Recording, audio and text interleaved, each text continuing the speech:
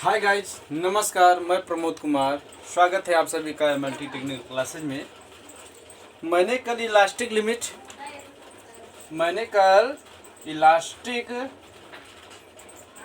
जो है स्टार्ट कर दिया था। इलास्टिक लिमिट बताया था कि होता क्या है कि इलास्टिक लिमिट मैंने बताता है कि इलास्टिसिटी का एक ऐसा लिमिट आता है कि जिसके ऊपर यानी इलास्टिसिटी मेरा एक प्रॉपर्टीज है। इलास्टिक एक मटेरियल है, इलास्टिक मटेरियल, इलास्टिसिटी उसका प्रॉपर्टीज है।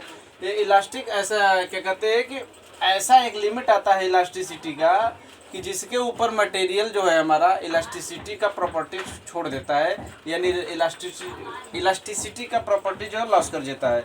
वह लिमिट इलास्टिक लिमिट कहलाता है कि जिसके ऊपर थोड़ा सा भी स्ट्रेस या फोर्स लगाते हैं तो मटेरियल हमारा इलास्टिसिटी प्रॉपर्टीज खो करके प्लास्टिक डिफॉर्म में हो जाता है, प्लास्टिक एब्जॉर्ब कर लेता है।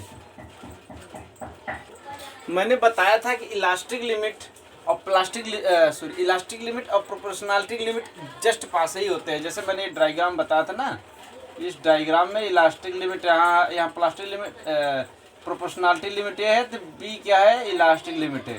तो कहने का मतलब ये है कि ये इतना पास होते हैं कि हम दोनों को एक ही मान लेते हैं। साधारणतः देखो ऐसा होता है कि साधारणतः प्रत्यास्थ सीमा जो प्रत्यास्थ या इलास्टिक लिमिट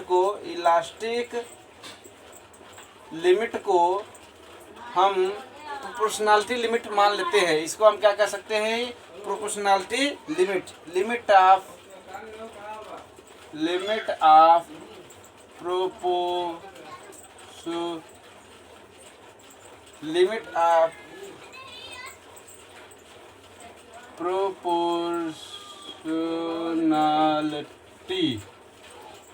प्रोपोर्शनैलिटी हम मान लेते हैं। ठीक है, लिमिट ऑफ प्रोपोर्शनैलिटी हम मान लेते हैं किसको, इलास्टिक लिमिट को, क्योंकि जस्ट ये दोनों पास होते हैं। मैं अब इसके बाद मैं पढ़ाऊँ हुक्स लॉ क्या होता है। हुक्स लॉ देखो वेरी इंपॉर्टेंट, ये सब वेरी इंपॉर्टेंट है। हुक्स लॉ मैंने बताया था कि जो हुक्स लॉ होता है वो इलास्टिक लिमिट यानी अंडर इलास्टिक लिमिट स्ट्रेस, मान लीजिए स्ट्रेस ये है डायरेक्टली प्रोपोर्शनल टू स्ट्रेन होता है। हुक्स लॉ ने बताया था कि विद इन इलास्टिक लिमिट या under elastic limit stress is directly proportional to strain होता है। तो ये तो बताया था, हुक्स ने बताया था कि विद इन इलास्टिक लिमिट यानी इलास्टिक लिमिट के अंदर या अंडर इलास्टिक लिमिट या इलास्टिक लिमिट के अंदर। लेकिन अगर अच्छी तरह से फॉलो किया जाए तो हुक्स लॉ मैंने बताया था कि लिमिट ऑफ प्रोपोर्शनैलिटी पर निर्भर करता है कि जो हुक्स लॉ होता है वो गुड्स वैल्यू कहाँ होता है, उसका गुड्स वैल्यू कहाँ दिया जाता है, लिमिट ऑफ प्रोपोर्शनैलिटी पर। तो क्वेश्चन आता है यदि मान लीजिए हुक्स लॉ वैलिड फॉर, तो ऑप्शन रहेगा elastic limit, limit of proportionality या यील्ड पॉइंट या नन ऑफ दिस। तो उसमें करते क्या है कि ये टिक मारेंगे लिमिट ऑफ प्रोपोर्शनैलिटी, क्योंकि लिमिट ऑफ प्रोपोर्शनैलिटी और इलास्टिक लिमिट में थोड़ा सा डिफरेंस होता है। ये थोड़ा नीचे होता है, ये थोड़ा ऊपर होता है। यहाँ तक जो हुक्स लॉ यानी लिमिट ऑफ प्रोपोर्शनैलिटी तक अच्छी तरह फॉलो करता है। ठीक है, इलास्टिक लिमिट हो गया। तो आज मैं हुक्स लॉ ही पढ़ने वाला हूँ। हुक्स लॉ होता क्या है, हुक्स लॉ मैंने बताया, हुक्स लॉ ठीक। देखो हुक्स लॉ मैंने बताया, जो हुक्स लॉ होता है, हुक्स लॉ जो होता है वो मैंने बताया, हुक्स नामक वैज्ञानिक ने, देखो होता क्या है, रॉबर्ट हुक नामक वैज्ञानिक ने सन 1678 ईस्वी में एक लॉ दिया था जिसका नाम है, रॉबर्ट हुक थे। कौन थे, रॉबर्ट हुक। ठीक है, अंग्रेजी में लिख सकते हैं ROBERTHOOK, हुक। रॉबर्ट हुक नामक वैज्ञानिक ने 1678 ईस्वी में 1678 में एक नियम दिया था, वो हुक्स लॉ दिया था। वो हुक्स लॉ कहलाता है। उन्होंने कहा था कि जो स्ट्रेस होता है, मेरा स्ट्रेस होता है वो directly proportional to stress is directly proportional to strain होता है, वो भी किसमें, अंडर इलास्टिक लिमिट। ध्यान देना है, इलास्टिक लिमिट, या इसे लिख सकते हैं विद इन इलास्टिक लिमिट। ठीक है, ओके। देखो अंडर इलास्टिक लिमिट या within elastic limit stress is directly proportional to strain होता है, ये हुक्स लॉ ने बताया था। अगर उस हुक्स लॉ को अच्छी तरह से फॉलो किया जाए तो वो विद इन क्या कहते हैं वहाँ तक फॉलो होता है लिमिट ऑफ प्रोपोर्शनलिटी तक। देखो उन्होंने बताया, लेकिन यहाँ बताया है कि अंडर इलास्टिक लिमिट बताया है stress is directly proportional to strain. अगर हम इस प्रोपोर्शनल को हटाते हैं तो स्ट्रेस के बाद एक कांस्टेंट लगता है, मान लीजिए सी, और ये स्ट्रेन, यानी स्ट्रेस बराबर कांस्टेंट इनटू स्ट्रेन होता है। ठीक है, अब जो ये कांस्टेंट है, हाँ देखो अब जो ये कांस्टेंट है हुक्स नामक वैज्ञानिक ने ये जो कांस्टेंट सी है, ये जो कांस्टेंट क्या है, सी क्या है, यहाँ सी क्या है, कांस्टेंट यानी स्थिरांक है, और ये क्या है, स्ट्रेस, ये क्या है स्ट्रेस, और ये क्या है स्ट्रेन होता है। तो वो जो कांस्टेंट होता है हुक्स नामक वैज्ञानिक ने इसको क्या माना है, हुक्स कांस्टेंट माना है, इसको क्या माना है, हुक्स कांस्टेंट माना है। और ये जो हुक्स कांस्टेंट को मॉडुलस ऑफ इलास्टिसिटी भी कहते हैं, यानी हुक्स कांस्टेंट जो होता है वो 3 तरह का होता है। तो हुक्स कांस्टेंट कितने प्रकार का होता है, 3 प्रकार का होता है। देखो इसे मिटाते हैं।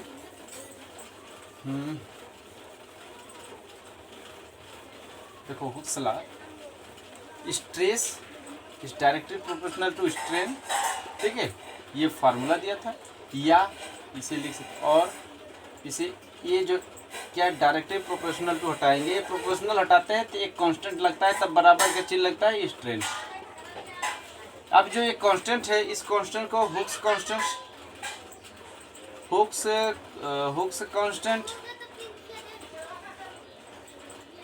या मॉडुलस ऑफ इलास्टिसिटी भी बोलते हैं। ठीक है, इसे बोलते हैं मॉडुलस ऑफ इलास्टिसिटी। अब देखो हुक्स नामक वैज्ञानिक ने बताया कि जो कांस्टेंट है इसे हुक्स कांस्टेंट या मॉडुलस ऑफ इलास्टिसिटी कहते हैं। लेकिन होता क्या है कि अलग अलग मटेरियल होते हैं, ठीक है, कोई भी पदार्थ होता है तो उस मटेरियल के अनुसार, ठीक है, अलग। हाँ, तो अब बताया था कि वो क्या कहते हैं, हुक्स ने बताया था कि स्ट्रेस जनरेट होता है। ये देखो हुक्स ने किस पे डिपेंड है, स्ट्रेस और स्ट्रेन के बारे में बताया, स्ट्रेस और स्ट्रेन कि क्या कहते हैं, stress is directly proportional to strain within elastic limit. तो जो ये कांस्टेंट लगा है ये हुक्स कांस्टेंट है या मॉडुलस ऑफ इलास्टिसिटी है। तो उन्होंने बताया था कि जो स्ट्रेस होता है, हमने स्ट्रेस भी अलग अलग पढ़ा है और स्ट्रेन भी अलग अलग पढ़ा है, यानी अलग अलग स्ट्रेन और अलग अलग स्ट्रेस के आधार पर, या अलग अलग स्ट्रेस और अलग अलग स्ट्रेन के आधार पर जो होता है ये हमारा कांस्टेंट बदलता रहता है।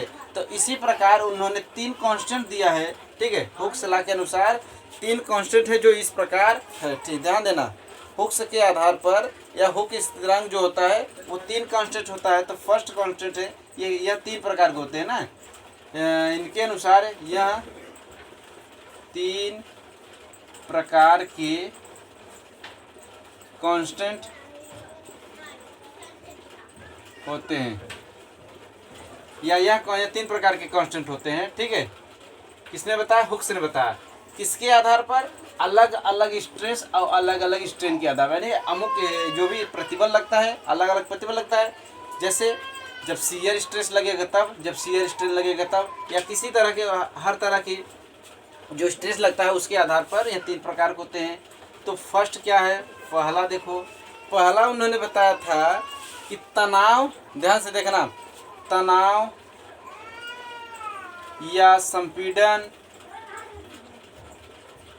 या ध्यान देना, तनाव या संपीड़न में प्रत्यास्थता, इसको नाम याद करना, प्रत्यास्थता या यंग मापांक।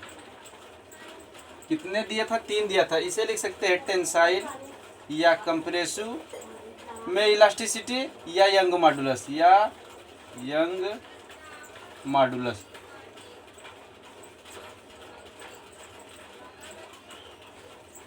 यंग सॉरी, ये ऊपर लिखते हैं, ठीक है, ऊपर लिखेंगे।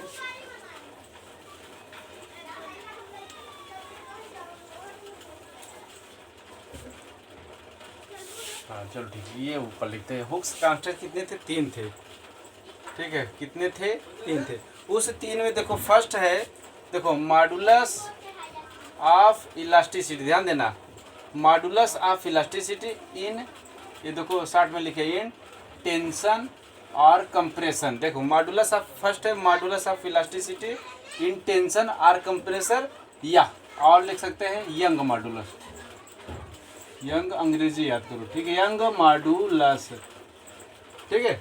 यानी modulus of elasticity in tension या कंप्रेशन, टेंशन में या कंप्रेशन में मॉडुलस ऑफ इलास्टिसिटी या प्रत्यास्थता गुणांक जो होता है वो या यंग मॉडुलस या यंग मापांक होता है, ठीक। सेकंड है, उन्होंने सेकंड क्या दिया था कि मॉडुलस ऑफ रिजिडिटी, यम से लिखो, यम से मॉडुलस ऑफ से रिजिडिटी, RIGITY, रिजिडिटी, ठीक। थर्ड क्या है, देखो बल्क मॉडुलस, थर्ड क्या है, बल्क मॉडुलस, ठीक।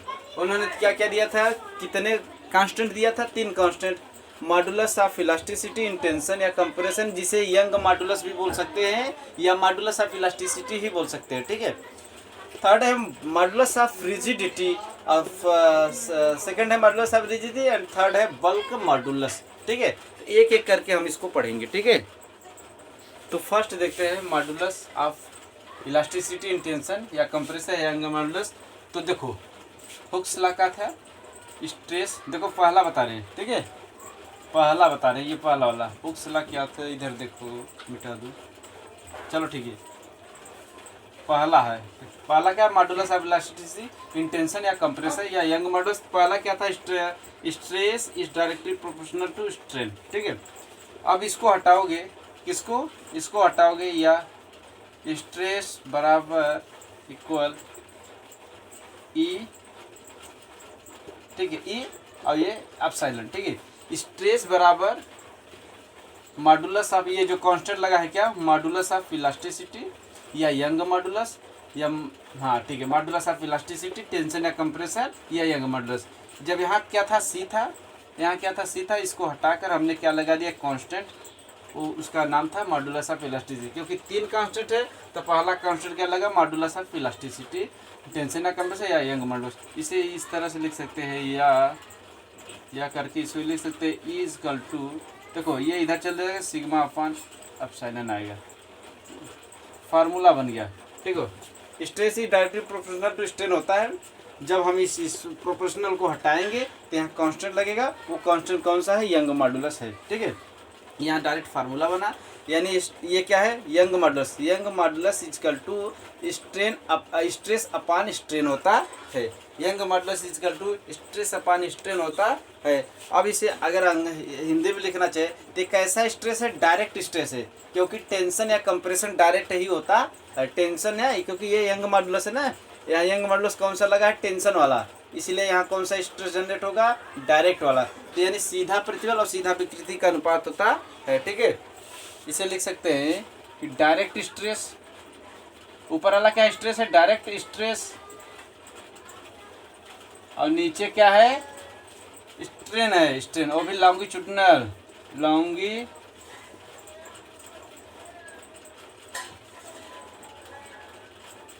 स्ट्रेन, ठीक है। अब सेकेंड देखते हैं, सेकेंड है मॉडुलस ऑफ रिजिडिटी। देखो उन्होंने बताया कि फर्स्ट में बताया कि stress is directly proportional to strain, हमने इस कांस्टेंट को प्रोपोर्शनल को हटाया तो कांस्टेंट लगाया, कांस्टेंट कौन सा लगाया, यंग मॉडुलस वाला, क्यों, क्योंकि यहाँ हमारा जो स्ट्रेस है वो डायरेक्ट स्ट्रेस है, कौन सा स्ट्रेस है, डायरेक्ट स्ट्रेस, ठीक है, और स्ट्रेन भी हमारा डायरेक्ट ही है, लॉन्गिट्यूडिनल, जब डायरेक्ट लगेगा तो लॉन्गिट्यूडिनल ही होगा, ठीक है। फिर उसके बाद कहते हैं मॉडुलस ऑफ रिजिडिटी, सेकंड हमारा क्या है, मॉडुलस ऑफ रिजिडिटी, इसे कर्तन मापांक भी बोलते हैं, और इसे यंग मापांक, इसे कर्तन मापांक बोलते हैं हिंदी में, कर्तन मापांक, ठीक है। तो ये होता है कर्तन मापांक। कर्तन मापांक क्या होता है, ये भी होता है, ध्यान देना, इसका भी फार्मूला है, stress directly proportional to strain, या इसे जब इसको हटाओगे प्रोपोर्शनल को तो स्ट्रेस इक्वल टू लगेगा यहाँ जी या सी, कुछ भी लग सकते हैं, जी या सी, ये एक कांस्टेंट है ये वाला, देखो इसको ई से प्रदर्शित करते हैं, ध्यान देना, इसको ई से, इसको जी या सी से, बल्क मॉडुलस को के से, ध्यान देना। कर्तन मापांक को जी या सी से डिनोट करते हैं, रिप्रेजेंट करते हैं। बल्क मॉडुलस को के से, modulus of elasticity in tension या कंप्रेशन या यंग मॉडुलस को ई से रिप्रेजेंट करते हैं। तो stress is directly proportional to strain. इसको हटाओगे, प्रोपोर्शनल को हटाते हैं तो हमारा क्या लगता है, कोई कांस्टेंट लगता है। तो कांस्टेंट कौन सा लगेगा, कांस्टेंट कौन सा लगेगा, ये वाला। ये कौन सा कांस्टेंट है, ये मॉडुलस ऑफ रिजिडिटी या कर्तन मापांक है। अब देखो जब यहाँ कर्तन की बात आई है तो कौन सा स्ट्रेस लगेगा, कर्तन स्ट्रेस यानी शियर स्ट्रेस लगेगा। तो इसीलिए जो यहाँ स्ट्रेस रहता है, ये जो स्ट्रेस रहता है ये वाला नहीं, ये तो डायरेक्ट स्ट्रेस है ना, इसलिए ये सिंबल नहीं लिख सकते। इसलिए हमारा इसको क्यू से प्रदर्शित करते हैं। क्यू क्या है, स्ट्रेस है। क्यू क्या है, स्ट्रेस है। कौन सा स्ट्रेस, शियर स्ट्रेस, यानी shear stress is directly proportional to shear strain. और यहाँ क्या होगा, यहाँ direct stress is directly proportional to longitudinal stress या डायरेक्ट स्ट्रेन। ठीक है, तो ये कांस्टेंट होता है हमारा, क्या लगा, जी लगा। क्या लगा, जी। अगर जी की वैल्यू निकालेंगे तो जी इक्वल टू हो जाएगा क्यू बाई स्ट्रेन, या क्यू है। ठीक है, क्यू क्या है, ये क्यू क्या है, देखो यहाँ लिख दो क्यू क्या है। अब फिर इसका और लिख सकते हैं इक्वल टू क्यू क्या है, शियर स्ट्रेस। शियर स्ट्रेस दिख रहा है कि नहीं भाई, नहीं दिख रहा है, सॉरी। देखो शियर स्ट्रेस मैंने बताया था, हुक सलाह हो सकता है, stress is directly proportional to strain. यहाँ स्ट्रेस कैसा लगेगा, क्योंकि मैं पढ़ रहा हूँ modulus of rigidity, modulus of rigidity. ठीक है, ये पढ़ रहा हूँ, इसको बता रहा हूँ। तो यहाँ रिजिडिटी यानी कर्तन मापांक, इसका हिंदी कर्तन मापांक होता है। तो देखो मॉडुलस ऑफ रिजिडिटी यानी कर्तन मापांक, यानी शियर स्ट्रेस कैसा लगेगा, कर्तन शियर स्ट्रेस, यानी शियर स्ट्रेस लगेगा और शियर स्ट्रेन लगेगा। यानी शियर स्ट्रेस को क्यू से प्रदर्शित करते हैं। Shear stress is directly proportional to shear strain, इसे शियर स्ट्रेन लिख सकते हैं। ठीक है, और क्या कह सकते हैं, सॉरी, इसे फाई, शियर स्ट्रेन को फाई से, शियर स्ट्रेन को फाई से। यहाँ जहाँ ये था, ये स्ट्रेस, ये डायरेक्ट स्ट्रेस था, और ये जो स्ट्रेन था ये भी डायरेक्ट स्ट्रेन था। लेकिन हमारे यहाँ हमें क्या, कौन सा लेना है, कर्तन स्ट्रेस, डायरेक्टली प्रोपोर्शनल टू कर्तन, यानी shear stress directly proportional to shear strain. इसको हटाओगे, इस कांस्टेंट को हटाओगे तो क्यू इक्वल टू ये जी लगेगा या सी फाई, या इसे लिख सकते हैं phi, sorry, G equal to Q upon phi. ये मैथमेटिक्स है। ठीक है, ध्यान देना। या यहाँ ये भी लिख सकते हैं कि जी इक्वल टू, जी क्या है, ये कर्तन मापांक, क्यू क्या है, शियर स्ट्रेस, क्यू क्या है, शियर स्ट्रेस, और क्या है, ये शियर स्ट्रेन है, फाई क्या है, शियर स्ट्रेन, यानी shear stress directly proportional to shear stress. J question आता है इसमें, जे में क्वेश्चन आता है कि what is modulus of rigidity. तो मॉडुलस ऑफ रिजिडिटी होता क्या है, मॉडुलस ऑफ रिजिडिटी क्या होता है, यह रेशियो होता है किसका, shear stress upon shear strain का। It is ratio of shear stress upon, it is ratio of shear stress is shear strain, यानी ये किसके बीच का रेशियो होता है, शियर स्ट्रेस और शियर स्ट्रेन के बीच का रेशियो होता है। मॉडुलस ऑफ रिजिडिटी थर्ड है, ये सेकंड था। थर्ड क्या था, बल्क मॉडुलस, बल्क मॉडुलस। ठीक है, बल्क मॉडुलस को के से प्रदर्शित करते हैं। ठीक है, अब होता क्या है, उसमें भी stress is directly proportional to क्या होता है, स्ट्रेन होता है। ठीक है, ध्यान देना, बल्क मॉडुलस होता है, बल्क मॉडुलस को के से प्रदर्शित करते हैं। इसमें भी आएगा कि जो होता है, इसमें देखो बल्क मॉडुलस जो होता है वो डायरेक्ट स्ट्रेस से निर्भर करता है। ठीक है, बल्क मॉडुलस जो होता है इसका फार्मूला होता है के इक्वल टू, ध्यान देना direct formula, K equal to direct stress upon volumetric strain. ध्यान देना, वॉल्यूमेट्रिक स्ट्रेन, मैंने वॉल्यूमेट्रिक स्ट्रेन बताया था ना। ठीक है, देखो K equal to direct stress upon volumetric strain. Direct stress क्या होता है, सिग्मा, वॉल्यूमेट्रिक स्ट्रेन ये होता है, ये फार्मूला है आपके लिए। बल्क मॉडुलस होता है किसका, अब क्वेश्चन आएगा जेई में कि व्हाट इज बल्क मॉडुलस, या बल्क मॉडुलस ऑप्शन रहेगा shear stress upon shear strain, direct stress upon longitudinal strain, या direct stress upon volumetric strain, या नन ऑफ द। तो ऑप्शन ए रहेगा कि direct stress upon volumetric strain होता है किसका, शियर स्ट्रेस बल्क मॉडुलस का। कैसे बल्क मॉडुलस को प्रदर्शित करते हैं, ये रेशियो होता है। ये तीनों कांस्टेंट है। कौन कौन कांस्टेंट हमने पढ़ा, एक तो पढ़ा ई, दूसरा क्या पढ़ा जी, ये जी, तीसरा क्या पढ़ा के। ये कौन सा कांस्टेंट है, ये यंग मॉडुलस है, ये मॉडुलस ऑफ रिजिडिटी, ये बल्क मॉडुलस है। ठीक है, ये तीनों कांस्टेंट है। किसके कांस्टेंट है, हुक्स के, हुक्स लॉ के कांस्टेंट है। ठीक है, हुक्स लॉ में जो कांस्टेंट यूज किए थे, तो तीनों कांस्टेंट है कि shear stress, stress is directly proportional to stress, यानी stress is directly proportional to strain. यहाँ जो इसको हटाओगे, इस डायरेक्टली प्रोपोर्शनल को, तो एक कांस्टेंट लगेगा। यही तीनों कांस्टेंट लगता है, जो कि तीनों का फार्मूला मैंने अलग अलग करके बताया है। ठीक है, तो इसके बाद मेरा एक टॉपिक था, ये वो क्या था, एक हेडिंग छूट गया था, जिसका नाम है लेटरल स्ट्रेन। स्ट्रेन जब मैं पढ़ा रहा था, वहाँ शियर स्ट्रेन पढ़ा था, वॉल्यूमेट्रिक स्ट्रेन पढ़ा था, डायरेक्ट सभी स्ट्रेन पढ़ा था, टेंशन कंप्रेशन जो स्ट्रेन पढ़ाया था, तो वहाँ तो था ही, लेकिन एक अलग से है, एक अलग से स्ट्रेन आता है, लेटरल स्ट्रेन। ध्यान देना, लेटरल स्ट्रेन क्या होता है, इसे हिंदी में पढ़ सकते हैं पार्श्विक विकृति। हिंदी में क्या बोल सकते हैं, पार्श्विक विकृति। अंग्रेजी जानो बस, ये हेडिंग, जो भी हेडिंग हो या जो भी टॉपिक हो, उसका नाम क्या जानो, इंग्लिश में ही जानो। ठीक है, लेटरल स्ट्रेन होता क्या है। अभी तक तो मैंने शियर स्ट्रेन पढ़ा था, ठीक है, वो चीज़ें तो मैंने पढ़ा था। ठीक है, अभी तक मैंने स्ट्रेन के टाइप्स में पढ़ा था कि लॉन्गिट्यूडिनल स्ट्रेन, शियर स्ट्रेन और वॉल्यूमेट्रिक स्ट्रेन, ये सब तो पढ़ा था। लेकिन एक अलग से स्ट्रेन आता है, जब लॉन्गिट्यूडिनल स्ट्रेन होता है तो उसके अलग से एक स्ट्रेन डिफाइंड होता है, जिसका नाम है लेटरल स्ट्रेन। ये एक्चुअली होता क्या है कि जेईई जैसे एग्जाम में कुछ क्वेश्चन आते हैं, ठीक है, क्वेश्चन आते हैं या इसका डिफिनीशन आता है, तो वो उसे क्या कहते हैं, वो एग्जाम में पूछा जाता है, तो उसके लिए आप डिफाइंड कर दे रहे हैं। ठीक है, जैसे होता है लेटरल स्ट्रेन होता है क्या, ध्यान से देखना। जो हमारा लेटरल स्ट्रेन होता है, इसका देखो, मैंने स्ट्रेन का फार्मूला बताया था कि change in dimension upon original dimension. ठीक है, ये तो मैंने बताया था कि change in dimension upon original dimension, यानी जितना डायमेंशन में परिवर्तन हुआ अपॉन जो ओरिजिनल डायरेक्टली स्टार्टिंग में ओरिजिनल डायमेंशन था, वो तो स्ट्रेन करते हैं। लेटरल स्ट्रेन होता है क्या कि जैसे मान लो, ध्यान दो,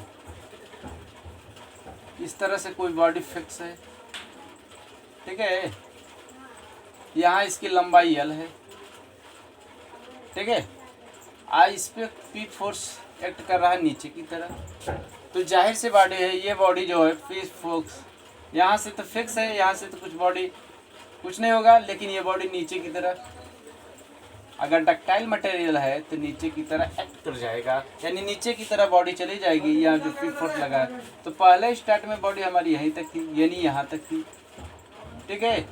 अब बॉडी इतना तो बढ़ गया, कुछ लंबाई डेल एल मान लीजिए बढ़ गया, लंबाई बढ़ेगी नहीं। तो अगर हम लॉन्गिट्यूडिनल स्ट्रेन निकालते थे, लॉन्गिट्यूडिनल स्ट्रेन जो निकालते थे लॉन्गिट्यूडिनल, तो change in dimension, change dimension कितना चेंज हुआ, del L upon original dimension, original dimension कितना था एल। ये कौन सा स्ट्रेन था, लॉन्गिट्यूडिनल स्ट्रेन था। लेकिन हम यहाँ कौन सा स्ट्रेन पढ़ रहे हैं, लेटरल स्ट्रेन पढ़ रहे हैं। कौन सा स्ट्रेन पढ़ रहे हैं, लेटरल स्ट्रेन पढ़ रहे हैं भाई। जब हम लेटरल स्ट्रेन पढ़ रहे हैं तो लॉन्गिट्यूडिनल स्ट्रेन था कि change in dimension upon original dimension. इसको इस तरह से सॉल्व कर सकते हैं कि change in dimension, change in dimension कैसे मालूम होगा, स्टार्ट में इतना था, बाद में इतना गया, ये जो हो गया बाद में हो कितना गया, बाद में हो गया एल प्लस डेल, यानी यहाँ से यहाँ तक देखेंगे तो कितनी लंबाई हो गई, ये तो एल हुआ और यहाँ से तक डेल, यानी टोटल लंबाई ये एल प्लस डेल एल। इसमें में से जितना स्टार्टिंग में था उसको हम घटा देंगे तो हमें चेंज मिल जाएगा कि कितना हमारा चेंज हुआ अपान ओरिजिनल एल था। इसको सॉल्व करोगे तो यही आएगा डेल एल अपान एल। ये तो लॉन्गिट्यूडिनल स्ट्रेन हो गया, लेकिन हमें लेटरल स्ट्रेन पढ़ना है, हमें लेटरल स्ट्रेन जानना है कि लेटरल स्ट्रेन होता क्या है। तो देखो, लेटरल स्ट्रेन जानने के लिए जरा ध्यान दो। अगर ये मान लीजिए बॉडी इसकी यहाँ तक की दूरी डी है। एंड डायमेंशन मान लीजिए बॉडी क्या है, गोला सर्किल में है तो इसकी कुछ डायमेंशन होगा। मान लीजिए बॉडी इस तरह से, ये तो 2D फिगर दिखाया गया है, ठीक है। 3D होता तो इस तरह से दिखता, ठीक है। ये 2D फिगर है इसलिए ऐसा ही दिख रहा है, इस तरह से प्लेन दिख रहा है। यह मान लीजिए इसकी क्या है, इस तरह शेप का होगा मान लीजिए, ठीक है। तो यहाँ कुछ न कुछ डायमेंशन होगा, तो ये डायमेंशन मान लिया डी है। लेकिन जब ये बॉडी ये नीचे की तरह एक्ट कर जाए या नीचे की तरह चली जाए तो जाहिर सी बात डायमेंशन इसकी कम हो जाती है। तो डायमेंशन इसकी मान लीजिए कुछ कम हो गई। पहले तो थी कितना, ध्यान से देखना, पहले तो थी इतना, अब मान लीजिए बॉडी या यह कह सकते हैं पहले यहाँ तक डी थी, अब बॉडी पतला होकर इस तरह से चली आ रही है बॉडी।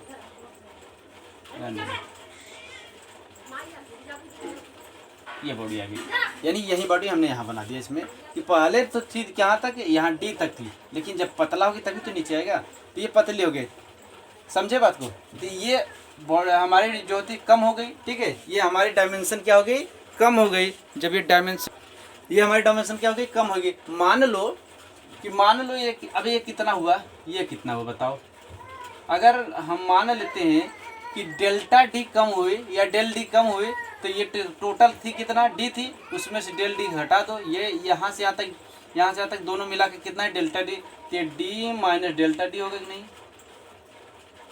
ये वाला क्यों, क्योंकि पूरा डी है और ये जितना कम हुई दोनों साइड का मिलाकर डेल्टा डी, ये तो कम हो गया ना, तो डेल्टा डी में से घटा दिया तो ये बचा। अब देखो यही लेटरल स्ट्रेन होता है कि चेंज इन डायमेंशन में चेंज कितना हुआ, D minus del D, sorry change कहाँ हुआ, चेंज तो डेल्टा डी हो गया ना। तो देखो होता क्या है कि change in dimension delta D upon original dimension D, ये तो हो गया लेटरल स्ट्रेन। देखो अभी लॉन्गिट्यूडनल स्ट्रेन होता है, देखो ये कोई भी बॉडी हो अगर उसमें दो तरह की स्ट्रेन जनरेट होता है, एक लॉन्गिट्यूडनल स्ट्रेन, एक लेटरल स्ट्रेन। अगर उसमें लॉन्गिट्यूडनल स्ट्रेन जनरेट हो रहा है यानी इस लंबाई में वृद्धि हो रहा है, तो जाहिर सी बात है उसकी चौड़ाई में कमी होगा। जब लंबाई बढ़ेगी चौड़ाई घटेगा, या जब चौड़ाई घटेगी तो लंबाई बढ़ेगा, या लंबाई घटेगी तो चौड़ाई बढ़ेगा। यानी दो तरह के क्रिया एक्ट होता है। अगर इसको हम खींचेंगे तो इसकी चौड़ाई जाहिर सी बात है कम होगा, अगर इसको मान लीजिए और ऊपर ले जाएंगे तो इसकी चौड़ाई बढ़ेगा, लंबाई कम हो जाएगा। तो उस तरह से दो तरह के एक्ट होता है, एक लॉन्गिट्यूडनल, एक लेटरल। तो ये लेटरल स्ट्रेन था कि जो कम हो रहा था वो लेटरल स्ट्रेन हो रहा है, जैसे यहाँ लंबाई बढ़ी तो घटा, तो जो घटा वो लेटरल स्ट्रेन हुआ। तो होता क्या है लेटरल स्ट्रेन का डेफिनेशन, तो मैंने बताया कि change in dimension upon origin, change कितना हुआ, डेल्टा डी अपॉन डी, ये तो होगा इसकी फार्मूला। लेकिन ध्यान देना लेटरल स्ट्रेन ना, लेटरल स्ट्रेन इसे ऐसे भी लिख सकते हैं, लेटरल LS लेटरल स्ट्रेन। अब देखो ये निकलता कैसे है। अभी जैसे मैंने बताया लेटरल स्ट्रेन, देखो अभी जैसे मैंने इसको बताया था कि जो हो गया और जो बाद में था, तो हुआ कितना था, देखो शुरू में था डी और हो गया कितना, डी माइनस डेल डी। इसमें से जो हो शुरू में था वो घटा देंगे अपान, यानी चेंज हो जाएगा। चेंज कैसे निकलता है, जो हो गया उसमें से जो शुरू वाला था उसको घटा दिए अपान डी, तो ये निकलेगा, आ जाएगी, ये कैंसिल आउट हो जाएगा, D minus del D minus D upon D, cancel out करोगे तो minus del D upon D, sorry ये हो गया, ये लेटरल स्ट्रेन का फार्मूला हो गया। वहाँ अभी माइनस डी मैंने नहीं लिखा था, तो यहाँ माइनस डी आ गया, क्योंकि ये सॉल्व करोगे तो माइनस डी आएगा। माइनस डी क्यों आया, माइनस डी यह बता रहा है कि हमारा जो होता है हमारे डायमेंशन में कमी हो रहा है। माइनस डी यहाँ बता रहा है कि हमारे डायमेंशन कमी हो रहा है, अगला डायमेंशन बढ़ रहा है तो ये वाला डायमेंशन कम हो रहा है, ये हमारा माइनस डी बता रहा है। तो ये हो गया। एक और हमारा है एक पॉइजन रेशियो, क्या है, एक पॉइजन रेशियो, ये वेरी वेरी इंपॉर्टेंट। अब सब इंपॉर्टेंट चले जेई जैसे एग्जाम के लिए, जेई एई ये सब सही इंपॉर्टेंट है। Elasticity, Poisson ratio, lateral strain, modulus of elasticity, modulus of rigidity, modulus bulk modulus, सब वेरी वेरी इंपॉर्टेंट है, ठीक है। तो पॉइजन रेशियो क्या होता है, यह भी एक रेशियो होता है। पॉइजन रेशियो नाम ही पता चला, पॉइजन रेशियो एक रेशियो होता है। किसका रेशियो होता है, lateral strain upon longitudinal strain, वो भी माइनस के साथ। देखो इसे म्यू से प्रदर्शित करते हैं, बस इसका डिफिनेशन याद करो, Poisson ratio mu equal to mu equal to lateral strain upon longitudinal strain होता है। लेटरल स्ट्रेन अपॉन लॉन्गिट्यूड, वो भी माइनस में, minus lateral strain upon longitudinal strain होता है। ये पॉइजन रेशियो होता है। पॉइजन रेशियो की जो वैल्यू होती है नोट करके लिख लो। पॉइजन रेशियो की यदि वैल्यू देखें तो म्यू इक्वल टू -1 से लेकर -1 टू 0.5 तक वैलिड करती है। ठीक है, किसके लिए? -1 से 0.5 तक। कौन? पॉइजन रेशियो, क्योंकि वेरी वेरी इंपॉर्टेंट है, वेरी वेरी इंपॉर्टेंट, ध्यान देना, वेरी वेरी इंपॉर्टेंट है। म्यू इक्वल टू, ये देखो ये चीज़ें जो चल रही है ना, ये चीज़ें चल रही हमारे जे के लिए। हमारा जो था अभी जो हमने पढ़ा था ई जी और ई जी और के, ये तो हमारे डिप्लोमा तक ही है। लेकिन अभी जब मैंने जो पढ़ा लेटरल स्ट्रेन, और लेटरल स्ट्रेन के बाद ये जो पॉइजन रेशियो पढ़ रहा हूँ, lateral strain upon longitudinal strain. ठीक है, lateral strain upon longitudinal strain, दोनों का रेशियो पॉइजन, दोनों का अनुपात जो होता है पॉइजन रेशियो कहलाता है, जिसे म्यू से प्रदर्शित कहते हैं। इसकी वैल्यू म्यू इक्वल टू -1 से 0.5 तक होती है, यानी मिनिमम कहाँ तक होती है? -1, और मैक्सिमम 0.5 तक होती है। अलग अलग मटेरियल के लिए अलग अलग वैल्यू होता है, एग्जाम में पूछा जाता है। ये तक तो था ई जी के, यानी young modulus, modulus of rigidity, bulk modulus, ये सिर्फ डिप्लोमा तक था। और ये कहाँ तक था? ये सब जेईओ के लिए, ये सब जेईई के लिए चढ़ा, ये सब नोट पॉइंट है। आगे हम कुछ पढ़ लेते हैं थोड़ा सा कि जेईई जैसे एग्जाम में रिलेशन आता है। ठीक है, किसमें रिलेशन आता है, जो वेरी वेरी इंपॉर्टेंट है। रिलेशन है किसमें? रिलेशन है, देखो किसमें रिलेशन? इन ई कामा जी के एंड म्यू। ध्यान देना, अभी मैंने पता चल गया कि क्या है यंग मॉडुलस, ई क्या है भैया यंग मॉडुलस, जी क्या है, जी क्या है बताओ? रिजिडिटी, मॉडुलस ऑफ रिजिडिटी, के क्या है? बल्क मॉडुलस, एंड म्यू क्या है? Poisson ratio.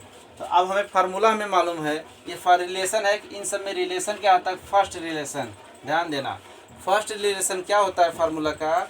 First relation is equal to 3k1 - 2 mu. Very very important, याद कर लो फटाफट। एक बार सही लगा दूँ,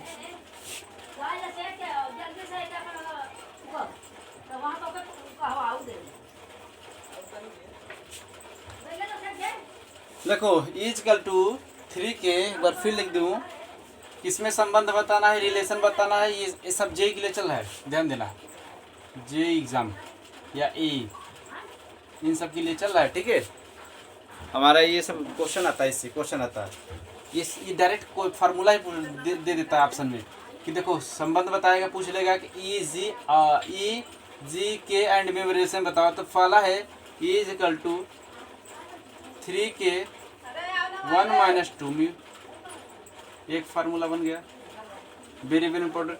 is equal to 3k1 - 2 mu. ठीक, इसमें किसमें ई के और म्यू का फार्मूला, ई के और म्यू में फार्मूला है। अगर हमें ई और के दे रहेगा तो म्यू ज्ञात करने के लिए पूछेगा, या म्यू दे रहेगा के दे रहेगा तो ये ज्ञात करने के लिए पूछेगा। यानी या स्ट्रेस लॉन्गिट्यूडनल स्ट्रेन और क्या कहते हैं लेटरल स्ट्रेन दे रहेगा तो हम जाहिर सी बात पॉइजन रेशियो निकाल लेंगे, उसके बाद के दिए रहेगा तो ये निकाल लेंगे। ठीक है, दूसरा फार्मूला क्या है? वो भी ई से ही है, is equal to 2g1 + mu. ध्यान देना, इज इक्वल टू 2g, देखो is equal to 2g1 + mu. E हम क्या है? यंग मॉडुलस, जी क्या है? मॉडुलस ऑफ रिजिडिटी, म्यू क्या है? Poisson ratio. ठीक, very very important. Third formula क्या है? और याद कर लो फार्मूला और फार्मूला इज इक्वल टू, और क्या क्या फार्मूला है? 9 kg अपॉन 3k। ठीक है, प्लस जी, ये भी याद कर लो, दिख रहा है कि नहीं यार ये? हाँ, ये फार्मूला याद कर लो, सब जेईई के लिए है।